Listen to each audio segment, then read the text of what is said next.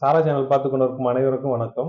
இதுல வந்து பாத்தீங்கன்னா பிகினர்ஸ்க்காக ஒரு தையல் கிளாஸ் வந்து எப்படிலாம் சொல்லிக் கொடுக்கணும் அப்படிங்கிற ஒரு ஆரம்ப கட்டத்துல இருந்து, அதாவது டூல்ஸ்ல இருந்து அதனுடைய உடல் அளவு எடுக்கிறதுல இருந்து அதை கணக்கு பண்ணி அது ஒரு பிளவுஸ் தைக்கிற வரைக்கும் ஃபர்ஸ்ட் ஒரு பார்ட்டா பிரிச்சு நம்ம இது போட்டுட்டு வந்துட்டு இருக்கோம். இந்த சீரீஸ்ல இது ஒரு மெகா சீரியஸ். அதுல வந்து பாத்தீங்கன்னா ஃபர்ஸ்ட் தைக்க போறது வந்து லைனிங் பிளவுஸ் வந்து ஃபர்ஸ்ட் சொல்லி கொடுத்துருவோம். ஏன்னா காமனா எல்லாத்துக்குமே வந்து அடிப்படையா ஒரு ஒரு இது வந்து தைச்சு பழகணும் அப்படிங்கறது ஃபர்ஸ்ட் பிளவுஸ் வந்து தான் ரொம்ப எல்லாருமே எதிர்பார்க்கக்கூடிய ஒரு விஷயம்.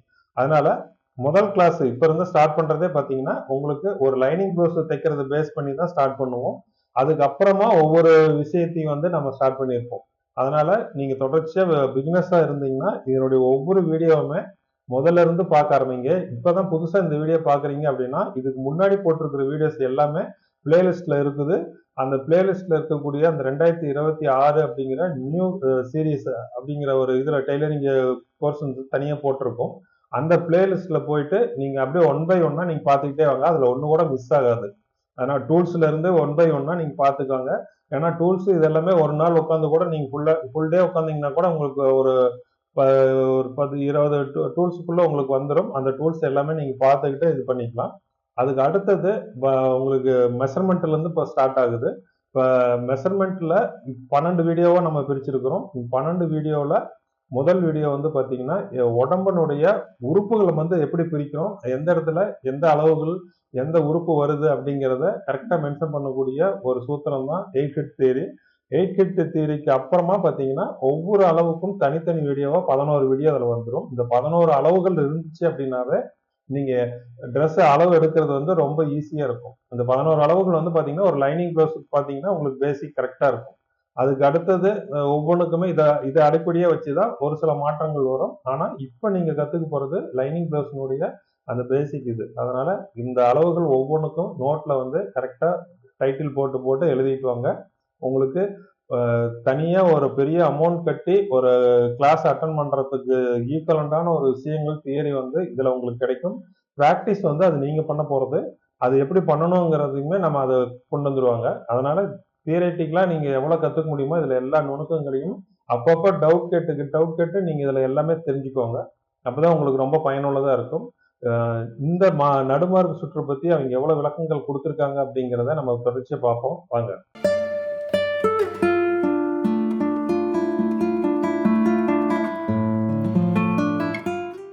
ஹாய் ஃப்ரெண்ட்ஸ், எல்லாருக்கும் வணக்கம்.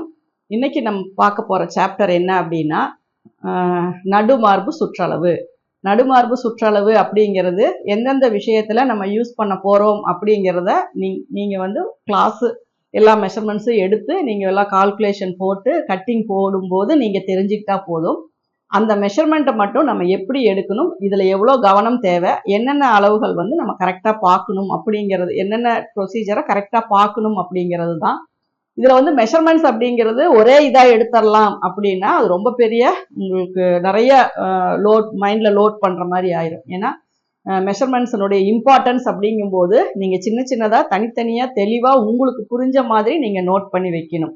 அதே மாதிரி இவ்வளோ நாளுமே எடுத்த பேசிக் டூல்ஸ்லேருந்து பேசிக் கிளாஸ்லேருந்து எல்லா விஷயங்களையுமே நீங்கள் ப்ராப்பராக நீங்கள் ஃபாலோ பண்ணிட்டு வந்தீங்க அப்படின்னா தான் ஃப்யூச்சரில் உங்களுக்கு வந்து டெய்லரிங்கில் வந்து ஒரு நல்ல ஒரு என்ன சொல்றது எதிர்காலம் இருக்கும். ஏன்னா நமக்கு வந்து இப்போ எல்லாமே வந்து ஃபாஸ்டாவே போயிட்டு இருக்கும்போது இதை வந்து இன்டெப்தா போய் கத்துக்கணும் அப்படிங்கிறதும் அதுல நிறைய பிராக்டிஸ் எடுக்கணும், நிறைய நோட்ஸ் எழுதணும் அப்படிங்கிறது எல்லாமே வந்து இப்போ வந்து இல்லாம போச்சு. ஏன்னா நம்ம படிக்க போற காலத்துல எல்லாம், நான் படிக்க போன காலத்துல எல்லாம் ஒரு எக்ஸாம் வருது, ஒரு செமஸ்டர் வருது அப்படின்னா இந்த டெய்லரிங் தான். இது பார்க்கும்போது இன்னும் மேலோட்டமா இருக்கிற ஒரு விஷயம்தான். ஆனா அதுக்குள்ளேயும் நம்ம படிச்சு எக்ஸாம் எழுதி நம்ம பாஸ் பண்றது அப்படிங்கிறது வந்து ரொம்ப பெரிய ஒரு விஷயம்தான். அது வந்து நமக்கு வந்து அந்தந்த இப்போ நீங்க கொடுக்குற இம்பார்ட்டன்ஸை பொறுத்து தான் அந்த இதெல்லாம் உங்களுக்கு புரியும். ஏன்னா நம்ம எதை கத்துக்கிட்டாலும் முழுமையா கத்துக்கணும். நமக்கு தெரிஞ்ச விஷயங்கள் எல்லாத்தையுமே அதுல நம்ம பயன்படுத்தணும்.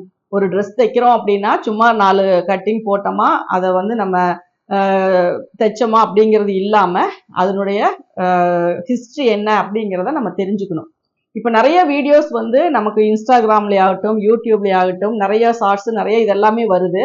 அப்போ நம்மளால வந்து ஒரு சில விஷயங்கள் வந்து புரிஞ்சிக்கவே முடியாது. ஏன் அப்படின்னா அவங்க எங்க கட் பண்றாங்க, என்ன அளவு வச்சு கட் பண்றாங்க அப்படிங்கறதெல்லாம் நமக்கு தெரியாது.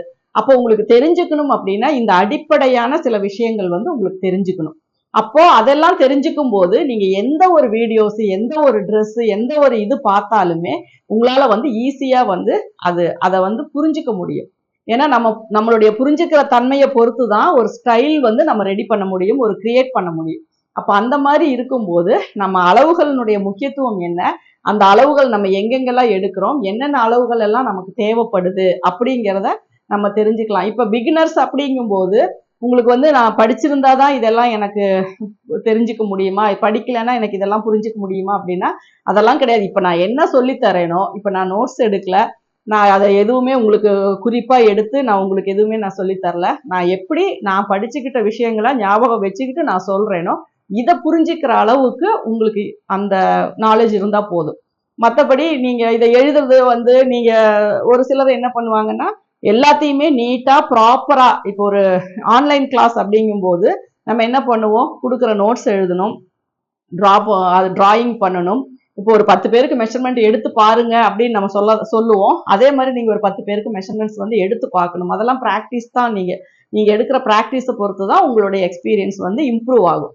அப்ப அதனால நம்ம எந்த ஒரு விஷயம் செஞ்சாலுமே இன்டெப்தா போய் அதை புரிஞ்சுக்கிட்டு நம்ம மைண்ட்ல அண்டர்ஸ்டாண்ட் பண்ணிட்டு அதுக்காக டைம் ஸ்பெண்ட் பண்ணி நம்ம செய்யும் போதுதான் அது வந்து முழுமையாகும். அப்போ நம்ம இப்ப என்ன பண்றோம் அப்படின்னா, இப்ப நான் சொல்ற விஷயங்கள் வந்து சின்னதா தான் இருக்கு, ஆனா அதனுடைய விளக்கம், அதனுடைய இதெல்லாம் நீங்க தைக்க உங்களுக்கு பார்க்கும்போது அப்போதான் உங்களுக்கு புரியும். இந்த ஒரு மிடில் செஸ்ட் அப்படின்னா, செஸ்ட் ரவுண்ட் அப்படின்னா இதுல இவ்வளவு விஷயங்கள் இருக்கா அப்படிங்கிறது நீங்க ஒவ்வொருத்தருக்குமே மெஷர்மெண்ட் எடுக்கும் போதுதான் அதனுடைய வித்தியாசங்கள், முக்கியத்துவம் இது எல்லாமே புரியும். அப்ப பேசிக்கா நம்ம ஒருத்தருக்கு கிளாஸ் எடுக்கிறோம் அப்படின்னா இதனுடைய இம்பார்ட்டன்ஸ் புரிய வைக்கிறதுக்காக தான் நம்ம இவ்வளவு பேசுறோம். சரிங்களா? சும்மா ஒரு மார்பு சுற்றளவு, இது வந்து மிடில் செஸ்ட், இது லோயர் செஸ்ட், இது அப்பர் செஸ்ட்னு சொல்லிட்டு போறது வந்து ரொம்ப பெரிய விஷயம் இல்லை. உங்க மைண்டுக்குள்ள அதை வந்து நீங்க உட்கார வைக்கணும் அப்படின்னா அதை பத்தி கொஞ்சம் நிறைய விளக்கங்கள் உங்களுக்கு தெரியணும். அப்படிங்கும்போது தான் நீங்க வந்து அதை ஃபாலோ பண்ண முடியும். ஏன்னா இப்போ நம்ம இப்ப எடுக்க போற மெஷர்மெண்ட் பாத்தீங்க அப்படின்னா மிடில் செஸ்ட்னா என்ன, நடுமார்பு சுற்றளவு. நடுமார்பு சுற்றளவு நம்ம எங்க எடுக்கணும் அப்படின்னா கரெக்டா இந்த nipple point front side, back பாத்தீங்கன்னா அதனுடைய அப்படியே ரவுண்டு. இதுதான் வந்து நமக்கு நடுமார்பு சுற்றளவு. இந்த நடுமார்பு சுற்றளவு எடுக்கும்போது இதனுடைய உயரம் என்ன, இந்த 2 மார்புக்கும் இடையில உள்ள கேப் எவ்வளோ அப்படிங்கிறதெல்லாம் நம்ம தெரிஞ்சுக்கணும். ஏன்னா செஸ்ட் ரவுண்ட் அப்படிங்கும்போது அதனுடைய ரவுண்ட் மட்டும்தான் நம்ம எடுக்கிறோம், மற்றது எதுவுமே அதை எடுக்கல. ஆனா அந்த செஸ்ட் ரவுண்ட்லயுமே நம்ம ஃப்ரண்ட் நெக் வந்து எவ்வளோ டீப் வைக்கிறோங்கிறத பொறுத்து கூட நம்ம அட்ஜஸ்ட் பண்ணிக்கலாம். ஏன்னா ஒரு சிலர் ரொம்ப மேலே வைப்பாங்க, ஒரு சிலர் கீழே வைப்பாங்க. கீழே வைக்கும்போது நம்ம டேப்பினுடைய அளவை கொஞ்சம் கீழே எடுத்து கூட, அது வந்து அட்ஜஸ்ட்மெண்ட் தான். ஆனா அது எடுக்கிற முறை அது கிடையாது, எடுக்கிறது ரவுண்ட் பண்ணி எடுக்கணும். அதே நம்ம டீப் நெக்கா போடுறவங்க, ஃப்ரண்ட்லயே டீப் நெக் கேட்கறாங்க அப்படின்னா நம்ம டேப்பை வந்து கொஞ்சம் கீழே இறக்கி கூட, ஃப்ரண்ட்ல இறக்கி கூட எடுக்கலாம். அப்பதான் அந்த டைட் வந்து கரெக்டா வரும். அது மாதிரி கூட நம்ம அதை வந்து அட்ஜஸ்ட்மெண்டா தான் நம்ம பார்க்கணுமே ஒழிய பேசிக்கா அது கிடையாது. பேசிக்கா எடுக்கிறது நார்மலா எடுக்கிற ரவுண்ட் ஷேப். இப்ப இதுல வந்து நம்ம எது எடுத்தாலும் இப்போ ஃப்ரண்ட் பக்கம் வர மாதிரி நீங்க எடுத்துக்கோங்க. இப்படி சைட்ல இப்படி நின்னுக்கோங்க. நின்றுட்டு கரெக்டா பேக்ல ரவுண்டு, அதே இந்த டேப்பை கொண்டு வந்து இதுல வந்து எடுத்துக்கோங்க. இப்படி எடுக்கும்போது இப்ப இதுல நம்ம நார்மலா Appar chest round, middle chest இது எல்லாமே பார்க்கும்போது ஒரே 36 தான் வருது. ஏன்னா இதுல வந்து எக்ஸ்பெண்ட் ஆகிறதோ இல்ல இது பண்றதோ கிடையாது, எல்லாம் ஒரே மாதிரி தான் இருக்கு. அதனால இந்த சுற்றளவு பார்த்தீங்கன்னா பின்னாடியும் கரெக்டா இந்த ரவுண்டு, முன்னாடியும் இந்த ரவுண்டு கரெக்டா ரவுண்ட் பண்ணி தான் நம்ம எடுக்கணும். அதுக்கப்புறம் நம்ம எடுக்க போறது இதனுடைய உயரமான பகுதி, அதாவது நம்மளுடைய நிப்பிள் பாயிண்ட்ல இருந்து, இந்த ஷோல்டர்ல இருந்து இந்த நிப்பிள் பாயிண்ட் எங்க எடுக்கிறோமோ இதுதான் இதனுடைய கப் ஷேப்பினுடைய மையப்பகுதி. சரிங்களா? அப்போ இங்க இருந்து இந்த நிப்பிள் பாயிண்ட்ல இருந்து இந்த நிப்பிள் பாயிண்ட் எடுக்கிறது நமக்கு வந்து 2 பஸ்ட்டுக்கும் உள்ள டிஸ்டன்ஸ். நம்ம வந்து இதுவே பார்த்தீங்கன்னா பஸ்ட் பெருசா இருக்கவங்களுக்கு இப்படி உள்ள போய் வரும்போது அளவு வந்து அதிகமாக வரும். இப்படி நம்ம ஸ்ட்ரைட்டா எடுக்கும்போது ஒரு அளவு வரும். அது வந்து ரொம்ப அக்யூரேட்டா எடுக்கணும்னு இல்லை, நம்ம மிடில் செஸ்ட்டை 4ஆ பிரிச்சாவே நமக்கு தேவையான அளவு வந்துடும். இப்போ இதுல வந்து பார்த்தீங்கன்னா 36 வருது, 4ஆ பிரிக்கும் போது 9 இன்ச்சு வருது. அதுவே போதும் நமக்கு. அது ஏன்னா இது வந்து ட்ரெஸ் ஃபார்முங்கும் போது இதுக்குன்னு ஒரு மெஷர்மெண்ட் வச்சு தான் அவங்க ரெடி பண்ணியிருப்பாங்க. அதே மாதிரி இந்த 2 இதையும் பார்க்கும்போது உங்களுக்கு நீங்க ஸ்டிச் பண்ணும்போது இங்க சீம் அலவன்ஸ் எல்லாம் சேர்ந்து வரும்போது 8 பிளஸ் 1 இன்ச் அப்படிங்கும்போது 9 இன்ச் அந்த மாதிரி தான் வரும்.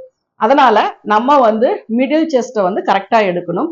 இந்த மிடில் செஸ்ட் எடுக்கிறதுக்கான என்னென்ன ப்ரொசீஜர் அப்படிங்கிறத முதல்ல பார்த்துக்கோங்க. ஒரு ட்ரெஸ்ஸுக்கு நம்ம அளவு எடுக்கிறோம் அப்படின்னா, பர்டிகுலரா பஸ்ட் பாயிண்ட் அளவு எடுக்கிறோம் அப்படின்னா, அவங்க போட்டிருக்கிற ட்ரெஸ் வந்து ப்ராப்பரா இருக்கா அப்படிங்கிறத பாருங்க. ஏன்னா எல்லாருமே பார்த்தீங்க அப்படின்னா பிளவுஸுக்கு ஒரு மாதிரியான இன்னர் டைட் ஃபிட்டா போடுவாங்க, சுடிதாருக்கு ஒரு விதமான இன்னர் கொஞ்சம் லூஸா இருக்கும். அந்த மாதிரி போடும்போது கப் ஷேப் வந்து சாகிங்கா இருக்கும். அப்படி சாகிங்கா இருக்கும்போது நம்மளால ப்ராப்பரான ஒரு மெஷர்மெண்ட் வந்து எடுக்க முடியாது. நம்ம இப்ப இதுவே ஃபிட்டா ஒரு உள்ள வந்து இன்னர் போட்டிருந்தாங்க அப்படின்னா நம்ம சுத்தி மெஷர்மெண்ட் எடுக்கும்போது கரெக்டா டைட்டா ஃபிட்டா வரும். அதுவே பாத்தீங்க அப்படின்னா சாகிங் பஸ்டா இருக்கு அப்படின்னா நீங்க எவ்வளவு டைட் பண்ணாலும் டைட் ஆயிட்டே தான் இருக்குமே ஒழிய அது ஒரு ப்ராப்பரா ஒரு பாயிண்ட்ல நிக்காது. அப்போ உங்களுக்கே தெரியும் இவங்க வந்து ப்ராப்பரான ஒரு இன்னர் போடல, அதனால நம்ம மெஷர்மெண்ட் எடுத்தாலும் அது கரெக்டா வராது. ஏன்னா ஒரு அளவுக்கு மேல நம்ம டைட் பண்ணி எடுத்தும் அது எடுத்து பிரயோஜனமே கிடையாது. அதனால நீங்க மேக்சிமம் யூஸ் பண்றது நம்ம மிடில் செஸ்ட் 1/4 வந்து நம்ம யூஸ் பண்ணிக்கலாம். அந்த மாதிரி எடுக்கும்போது நமக்கு எந்த ஒரு ப்ராப்ளமும் இல்லை, நம்ம எல்லா கால்குலேஷனும் அதுலயே போட்டுக்கலாம். அதனால இது எல்லாமே ஒரு இப்படி ஒரு மெஷர்மெண்ட் இருக்கு அப்படிங்கிறத நீங்க தெரிஞ்சுக்கோங்க. அதாவது chest to mid point, mid point to mid point, இது வந்து இந்த 2 கேப்புக்கும் உள்ள இதுவும் இது வந்து உயரம், மிட் பாயிண்டினுடைய உயரம், மிட் பாயிண்டினுடைய அகலம். இதை வந்து நம்ம 2ஆ பிரிப்போம். இங்க ஓப்பன் வரும், ஓப்பன் இல்லாட்டி ஒரு அளவு கொடுப்போம், ஓப்பன் வந்துச்சுன்னா சீம் அலவன்ஸ் கொடுப்போம். அந்த மாதிரி தான் இது. ஆனா அளவுகள் அப்படிங்கும்போது மிடில் செஸ்ட்ல எடுக்கிறது 3 அளவு. ஒன்று மிடில் செஸ்ட், அதுல இருந்து உயரம், 2க்கும் உள்ள கேப், இதுதான் நடு மார்பு சுற்றளவு அப்படிங்கிறது. இதைத்தான் நீங்க எந்த கிளாஸ் எத்தனை கிளாஸ் எவ்வளோ இதா போனாலுமே ஒவ்வொன்றுக்கும் பேசிக் ப்ரொசீஜர் இது மட்டும்தான். நடுமார்புனா என்ன, அதனுடைய உயரம் என்ன, அதனுடைய கேப் எவ்வளோ, இதுதான் நமக்கு தேவை. இதுல வந்து சப்போஸ் ஒரு சிலர் அண்டர் பஸ்ட் எடுப்பாங்க, அது வந்து நமக்கு தேவையில்லை. நம்ம நார்மலா ஒரு ஏன்னா ரொம்ப டீப்பா நம்ம போனாலும் உங்களுக்கு சில விஷயங்கள் வந்து கன்ஃபியூஸ் ஆயிரும், அதனால அது வேண்டாம். அதனால நம்ம நார்மலா நடுமார்பு இல்லாட்டினா கூட, நடுமார்பு சுற்றளவு இல்லை அப்படின்னா கூட நம்ம வந்து பிளவுஸ் தைச்சிடலாம். அது யாருக்கு தேவைப்படும் அப்படின்னா பிளஸ் சைஸா இருக்கவங்க, பிளஸ் சைஸா இருக்கவங்க, அந்த மாதிரி இருக்கவங்களுக்கு தான் கம்பல்சரி அது தேவைப்படும். ஏன்னா இப்ப நீங்க வந்து பேக்ல வந்து ஒரு 14 இன்ச்சஸ் எடுத்துட்டீங்க. இப்ப அதே 14 இன்ச்சஸ் அவங்களுக்கு கப் ஷேப் பெருசா இருக்கவங்களுக்கு வச்சீங்கன்னா பாதி கப் ஷேப்ல தான் நிற்கும். அப்போ இந்த பஸ்ட் பாயினுடைய சுற்றளவு இருந்தாதான் அதுல வந்து நம்ம கொடுக்குற அளவு 4ஆ பிரிச்சு ஒரு அளவு, 8ஆ பிரிச்சு ஒரு அளவு, அந்த மாதிரி எல்லாம் நம்ம கொடுப்போம். அதெல்லாமே தேவையில்லை. நீங்க நார்மலா நடுமார்பு அப்படிங்கும்போது அதனுடைய மிட் பாயிண்ட் அப்படிங்கிறது நம்மளுடைய நிப்பிள் பாயிண்ட். நிப்பிள் பாயிண்ட்ங்கும் போது பிரேசியர் கரெக்டா போட்டிருந்தா அந்த நிப்பிள் பாயிண்ட். சப்போஸ் உங்களுக்கு வந்து ஒரு நார்மலா ஒரு கால்குலேஷனுக்கு மட்டும்தான் நம்ம அளவு எடுக்கிறோம் அப்படின்னா நீங்க வந்து உங்களுக்கு எத்தனை தடவை எடுத்தோம் அது உங்களுக்கு திருப்தி இல்லை அப்படின்னா அவங்க போட்டிருக்கிற இன்னருக்கு வந்து உங்களுக்கு கரெக்டா இல்லைன்னு தான் அர்த்தம். ஏன்னா சாகிங் பஸ்ட் இருக்கவங்களுக்கு நம்ம எவ்வளவுதான் ப்ராப்பரா மெஷர்மெண்ட் எடுத்தாலுமே அது கரெக்டா வராது. அதனால முடிஞ்ச வரைக்கும் அவங்க போட்டிருக்கிற இன்னரை பொறுத்து கரெக்டா போட சொல்லி நீங்க மெஷர்மெண்ட் எடுத்தீங்க அப்படின்னா தான் அது வந்து உங்களுக்கு ப்ராப்பரா கரெக்டா வரும். அப்போ நடுமார்பு சுற்றளவு எடுக்கும்போது நம்ம கவனிக்க வேண்டிய விஷயங்கள், கரெக்டா மிட் பாயிண்ட்ல ரவுண்ட் பண்ணி எடுக்கிறோமா அப்படிங்கிறதும், 2 பஸ்டுக்கும் உள்ள கேப் எவ்வளோ, ஷோல்டர் டு நிப்பிள் பாயிண்ட் வரைக்கும் உயரம் எவ்வளோ, இது எல்லாம் தான் நம்ம நடுமார்பு சுற்றளவுல நம்ம எடுக்க போறோம். அதனால நீங்க எடுக்கிற அளவுகள் வந்து கரெக்டா ப்ராப்பரா இருக்குதா அப்படிங்கிறத மட்டும் செக் பண்ணிக்கோங்க. இந்த வீடியோ உங்களுக்கு பிடிச்சிருக்குன்னு நினைக்கிறேன். பிடிச்சிருந்தா லைக் பண்ணுங்க, ஷேர் பண்ணுங்க. Thank you viewers. நடுமார்பு சுற்று பத்தி அவங்களுக்கு எவ்வளோ விளக்கங்கள், உங்களுக்கு டவுட் வரக்கூடிய எல்லா விஷயங்களையுமே அவங்க நோட் பண்ணி எவ்வளோ சொல்ல முடியுமோ அவ்வளோ விஷயங்களையும் இதுல அவங்களுக்கு கொடுத்துருக்காங்க. இதுலயுமே சந்தேகம் வரக்கூடிய அளவுக்கு சில பேர்த்துக்கு இருக்கலாம். ஏன்னா அதனுடைய அவங்க சொல்லிக் கொடுக்குற மெத்தட்ல ஒரு சிலதெல்லாம் வந்து உங்களுக்கு புதுசா கத்துக்கிறவங்களுக்கு கட்டாயம் சந்தேகம் வரும். அந்த சந்தேகம் என்ன அப்படிங்கிறத தயவு செஞ்சு கமெண்ட் பாக்ஸ்ல போடுங்க. அப்படி போட்டிங்கன்னா தான் அதுக்கு ஒரு விளக்கம் கொடுக்கும்போது இன்னும் தெளிவான ஒரு விஷயத்த வந்து இந்த சேனல் மூலியமா பல பேருக்கு போய் கிடைக்கும். உங்களுக்கு மட்டும் கிடையாது, பல பேருக்கு வந்து அந்த சந்தேகங்கள் வந்து வரதை வந்து கிளியர் பண்ணிக்குவாங்க. கேட்கறதுக்கு முடியலன்னா கூட, கேட்டு நம்மளால ரெஸ்பான்ஸ் பண்ணலைன்னா கூட, உங்களுக்கு ஒரு வீடியோ போட்டோம் அப்படின்னா அந்த வீடியோ அவங்களுக்கு பயனுள்ளதா இருக்கும். அதனால நீங்க எந்த விதமான சந்தேகமா இருந்துச்சுனாலுமே அந்தந்த கிளாஸ்ல அந்த வீடியோ பார்க்கும்போது என்ன சந்தேகமோ அந்த சந்தேகத்தை அந்த வீடியோ கீழே இருக்கிற கமெண்ட் பாக்ஸ்ல உங்களுக்கு முடிஞ்ச வரைக்கும் ஒரு விளக்கமாவே டைப் பண்ணியே நீங்க விட்டுருங்க. நாங்க அதுக்கு இது வந்து தனியாவே அதுக்கு ஒரு விளக்க வீடியோவை வந்து நம்ம போடுவோம்.